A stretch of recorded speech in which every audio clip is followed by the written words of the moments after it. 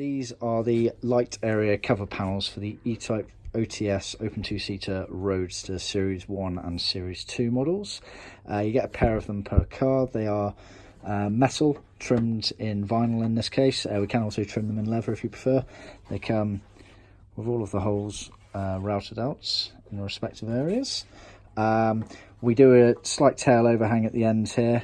Simply all you do when you're putting it in the car is bend that back. You can trim them back ever so slightly, but it's basically so you can get a nice neat finish around the light area. And effectively when they're in the car, if I just bend these bits back, they sit like that at the back of the car. Obviously you can trim these little ends back so you get rid of it. Light area in the middle there. Because it's only a soft metal, you can easily flex and bend those into place to get them to take the curvature of the car. Like I say, a pair of those per car set.